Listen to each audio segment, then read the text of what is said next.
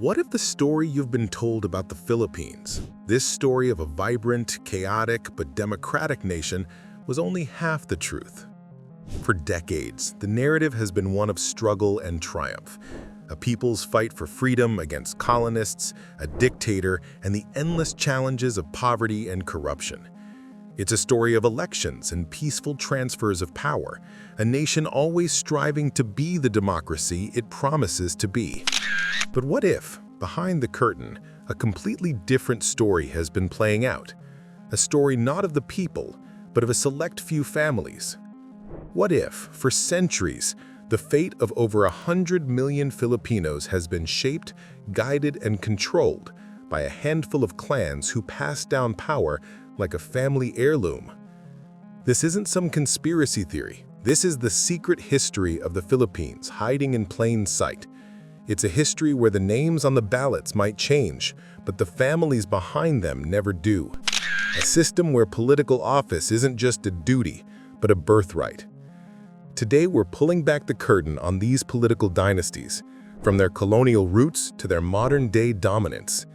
We'll break down the stories of the most powerful clans, the Marcoses, the Aquinos, the Dutertes, and more, to understand their incredible rises, their dramatic falls, and their shocking comebacks. And we'll see how, in the year 2025, their influence is stronger than ever, still shaping the destiny of the Philippines. This is the story of how a few families have owned a nation for centuries. Chapter 1. The Colonial Cradle of Power. To get to the root of this dynastic system, we have to go way back, long before the modern Republic of the Philippines even existed. The seeds of this political reality weren't planted in the 20th century, but hundreds of years ago under Spanish colonial rule. Before the Spanish came, the islands were a patchwork of independent communities led by local chieftains called datus. When the Spanish colonized the islands in the 16th century, they didn't just tear down the old power structure. Instead, they co-opted it. In a brilliant strategic move, the Spanish folded these native leaders and their families into the colonial government, creating a new elite class, the Principalia. These families got special perks, land, wealth, and local authority. In exchange for loyalty to Spain, they got to run towns and collect taxes. This turned the datus from independent chiefs into a hereditary aristocracy, loyal to their colonial masters, but still holding power over their people. Suddenly, power wasn't just about leadership. It was about bloodline. It was passed from father to son, cementing the idea that some families were simply born to rule. This was the birth of the political dynasty in the Philippines. Then the Americans took over in 1898, bringing with them big promises of democracy. But the system they set up just poured gasoline on the fire the Spanish had started. The Americans introduced elections, but there was a huge catch. Only certain people could vote. You had to be a man of a certain age who owned property, paid a lot of taxes, or was literate in English or Spanish. And who did that favor? The exact same Principalia class that had thrived under the Spanish. The landowning elites were the only ones who met these requirements. They were the only ones who could vote, and therefore the only ones who could get voted into office.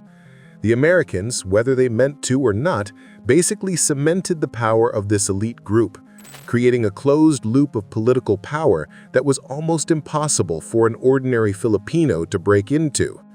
Nepotism wasn't just tolerated, it was baked into the foundation of the supposedly new democratic system. The families that cashed in, the Osmanias of Cebu, the Cojuangcos of Tarlac, the Lopezes of Iloilo, built massive political and economic empires. They controlled huge tracts of land, which was the main source of wealth, and used that economic muscle to tighten their political grip. This colonial-era deal created the blueprint for power that would last for the next century. Control the land, control the money, and you control the politics. The stage was set. The Philippines was on a path to be governed not by individuals, but by a series of powerful and lasting family names. Chapter 2. The rise of the post-war dynasties. When the Philippines finally became an independent republic in 1946, the power of these elite families didn't just disappear, it evolved. The national stage was now wide open, and the families that had run the provinces for decades were perfectly positioned to take over the new government. The early years of the republic saw these established clans, families like the Rojases, the Curinos, and the Macapagals, turn their local power into national fame. They had the names, the connections, and most importantly, the cash to win national elections. Their family histories were often tied up in the story of the nation itself. Many traced their lineage back to heroes of the Philippine Revolution, wrapping their political ambitions in the flag of patriotism and legacy. The Aquino family, for example, is descended from Serviliano Aquino, a general who fought both the Spanish and the Americans.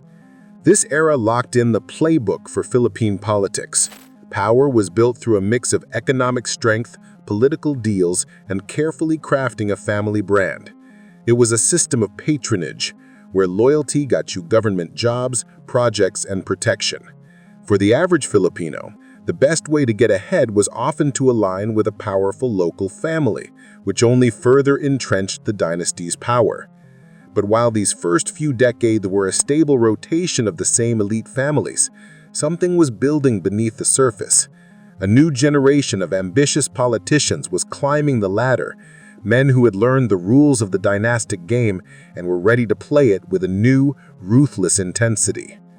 Among them was a brilliant, charismatic, and incredibly ambitious lawyer from the northern province of Ilocos Norte. His name was Ferdinand Marcos, and he was about to completely rewrite the rules of power in the Philippines. Chapter 3. The Marcos Romualdez Hegemony. No family has cast a longer or darker shadow over the Philippines than the Marcoses. Their story is a Shakespearean saga of ambition, greed, and an almost unbelievable return from the political dead. The dynasty's patriarch, Ferdinand Marcos Sr., was a master politician from Ilocos Norte. He built his career on a carefully crafted image as a brilliant lawyer and a decorated war hero, claims that were later found to be wildly exaggerated or just plain false. He climbed the political ladder from the House of Representatives to the Senate before winning the presidency in 1965.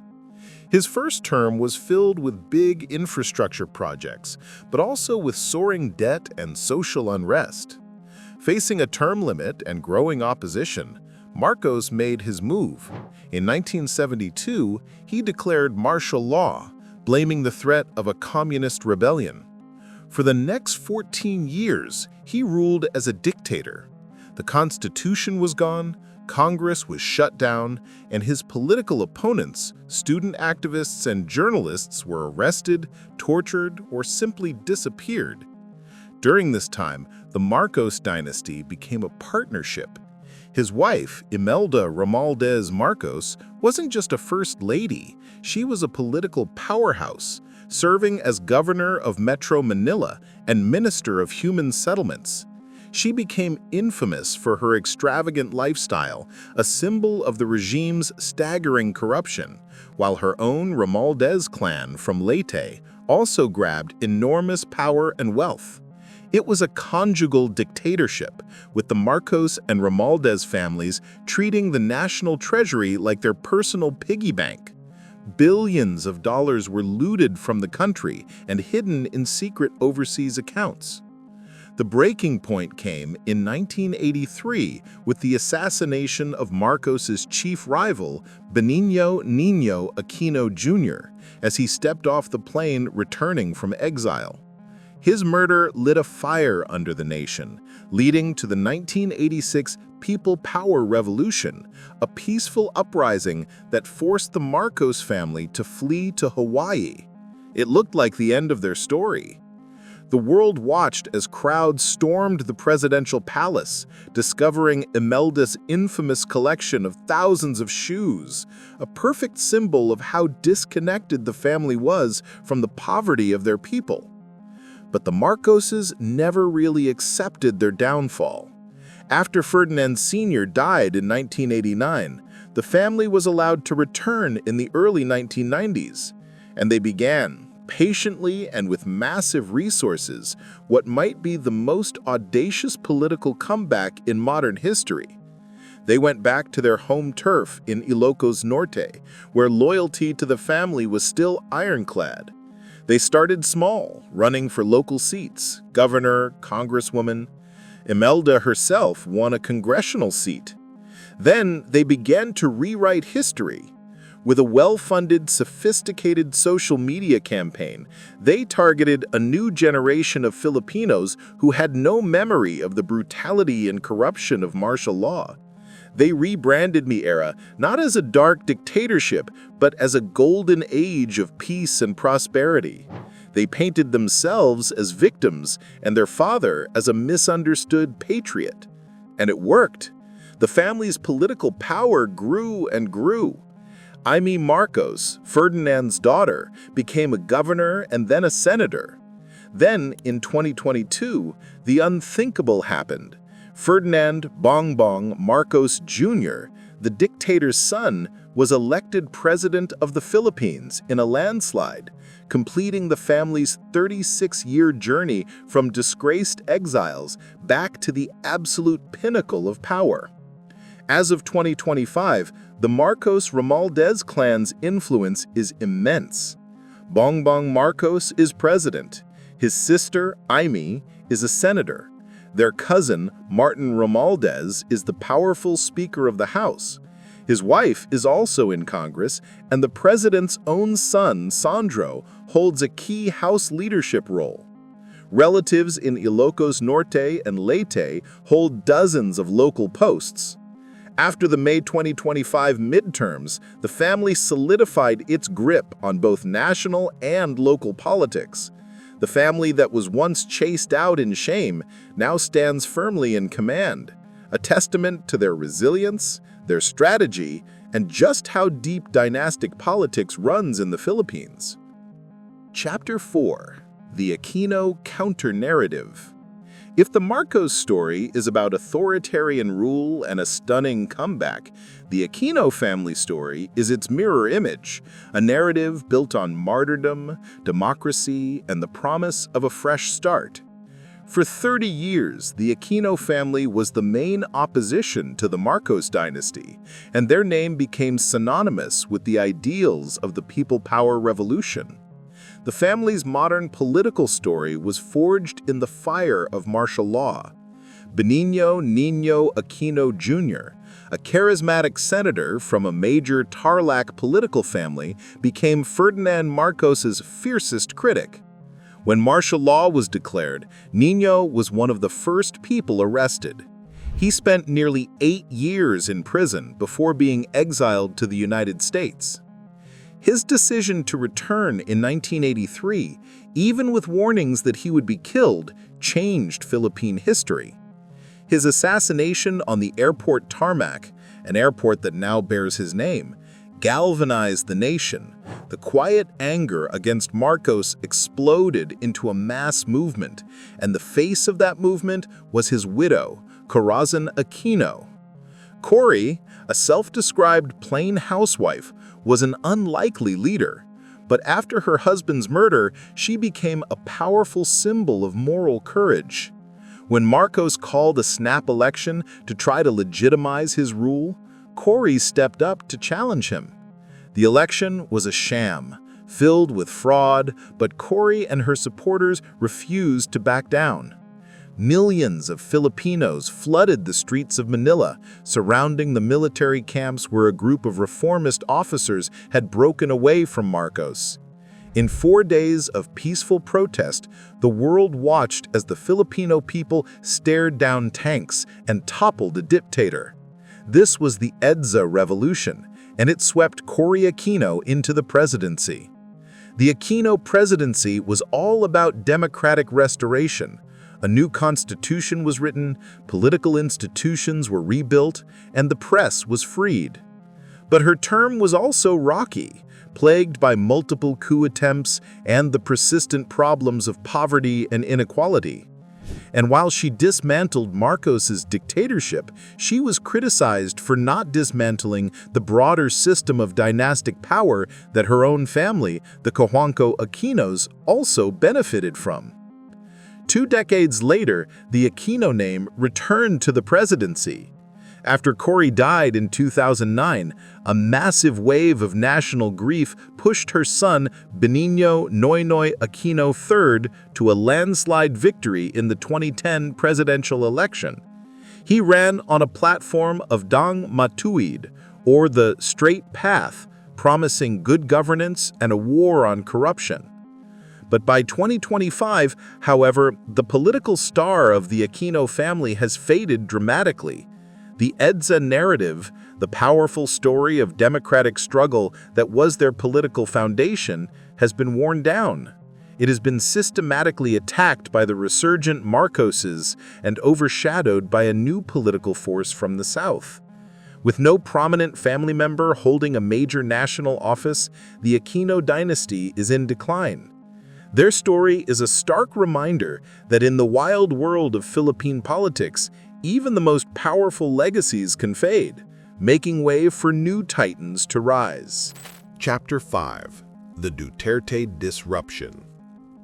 Just when it seemed like politics was a predictable tug-of-war between the Marcos and Aquino legacies, a disruptive force exploded out of the southern island of Mindanao, shattering all the old rules. That force was Rodrigo Duterte, a tough-talking populist mayor who built a fanatical following and rode a wave of public anger all the way to the presidency.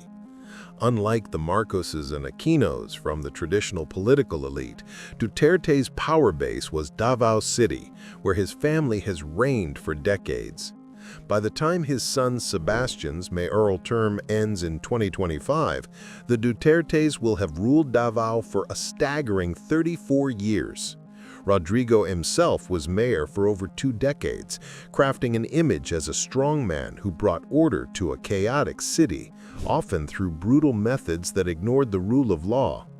His trademark was a ruthless, no-nonsense approach, seen in his war on drugs that was linked to thousands of extrajudicial killings. In 2016, Duterte took his Davao model national. He tapped into widespread frustration with crime, corruption, and the failures of the Manila elite. He ran for president on a simple, violent promise to clean up the country. His crude language, his open contempt for human rights, and his promises of violence struck a chord with millions of Filipinos desperate for change. He won the presidency in a landslide, completely upending the establishment. Duterte's presidency was one of the most controversial in Philippine history. His drug war left a trail of bodies and drew condemnation from the International Criminal Court. He shifted the country's foreign policy away from its old ally, the U.S., and towards China. He attacked the Catholic Church, the media, and anyone who dared to criticize him. But he was also a clever political player. In a move that would have been unthinkable just years before, Duterte allied himself with the Marcos family. He allowed the late dictator Ferdinand Marcos Sr. to be buried in the Heroes Cemetery, a key part of the family's project to rewrite history. This alliance was cemented in the 2022 election, when Duterte's daughter, Sara, ran for vice president on a ticket with Bongbong Marcos. Their uniteam was a marriage of convenience, combining the Marcos money and machinery with the Duterte populist appeal. It was an unstoppable force that delivered them a landslide victory. By 2025, however, that marriage made in heaven has ended in a messy public divorce. The alliance between the two most powerful families in the country has completely shattered, creating a deep and volatile split in Philippine politics. The cracks showed early. Sara Duterte was reportedly denied her preferred post of defense secretary. Her office then came under fire for its use of confidential intelligence funds, which she saw as a political attack by Marcos's allies. The feud has since blown up into an all-out war. Rodrigo Duterte publicly accused President Marcos of being a drug addict. His son, Sebastian, the mayor of Davao, called for Marcos to resign. The rhetoric has become shockingly personal. In the heat of political conflict, Sara Duterte made hyperbolic statements about imagining beheading Marcos and threatening to dig up Marcos Sr.'s body and throw it into the sea. In response, President Marcos has allowed the ICC to proceed with its investigation into Rodrigo Duterte's drug war, a direct threat to the former president, who is now in detention awaiting trial. Even the Marcos family is showing cracks, with Senator Imay Marcos publicly siding with the Dutertes and attacking her own brother's leadership. The May 2025 midterm elections became a proxy war between the two clans. Despite the looming ICC investigation, Sara Duterte's political influence is still huge. Rodrigo Duterte himself ran for mayor of Davao City from detention and won a landslide, ensuring his family's grip on their stronghold is tighter than ever.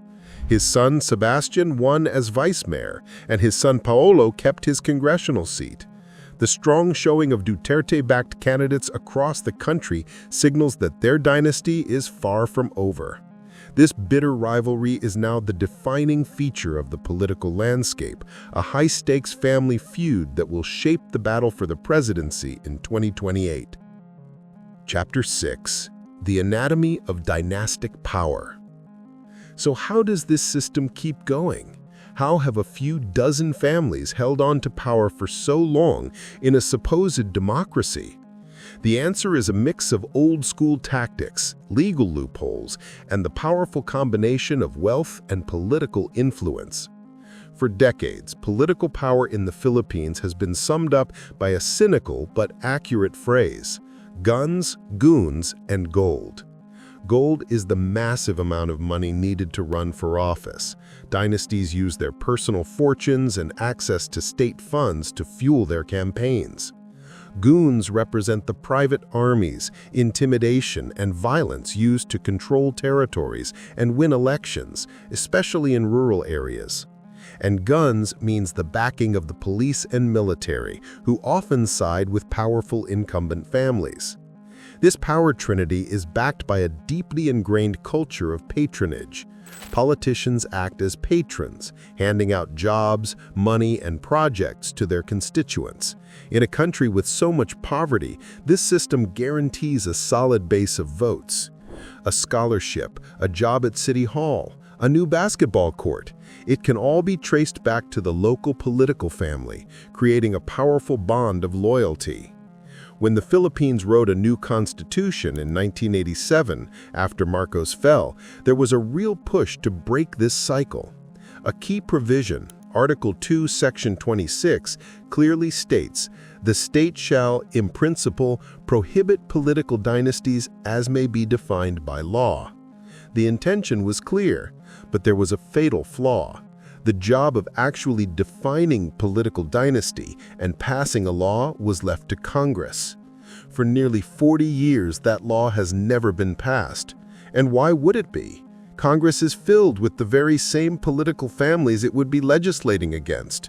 It's the classic case of the fox guarding the henhouse. Anti-dynasty bills are filed year after year, but they always die quietly in committee.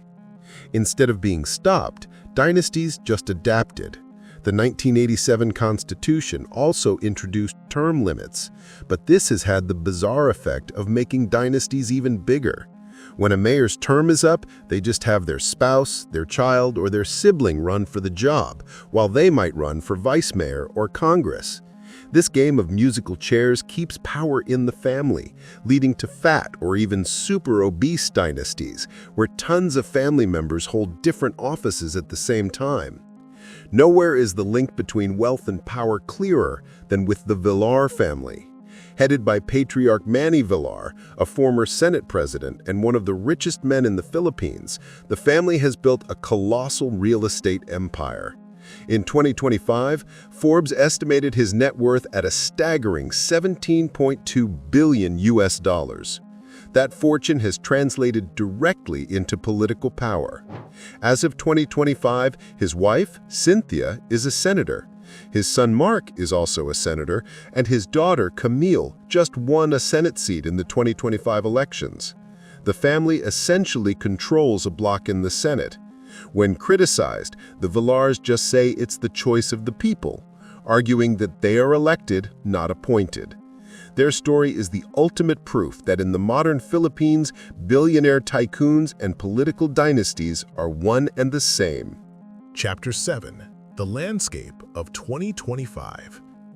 As the Philippines looks to the future, the grip of political dynasties seems tighter than ever. The numbers are staggering.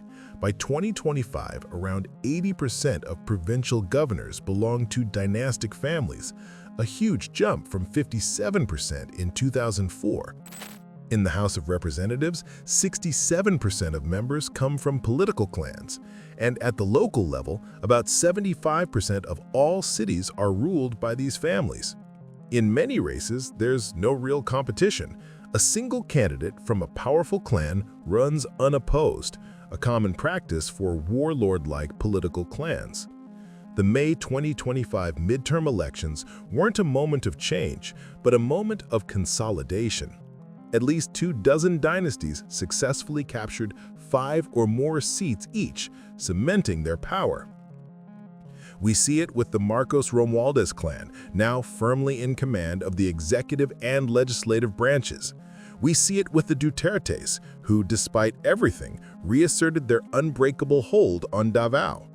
And it's not just the big names. Across the country, regional dynasties rule their territories like private kingdoms. In Ilocos Sur, the Singson clan is described as super obese, with an incredible 24 family members running for office in 2025. In La Union, the Ortega clan, the country's oldest dynasty, is so big that family members now run against each other. Other dominant families include the Hataman Salimans in Basilan, the Plazas in Caraga, and the Tans in Sulu. The political landscape looks less like a democracy and more like a feudal caste system, where entry into politics is determined by birthright, not merit. This concentration of power has serious consequences. Studies consistently show that where dynasties rule, poverty and inequality are worse. When one family controls both the politics and the economy of a province for generations, it kills checks and balances, weakens accountability, and creates the perfect environment for corruption. The intense rivalry between the Marcos and Duterte camps, which now dominate the news, is a further distraction from actually governing.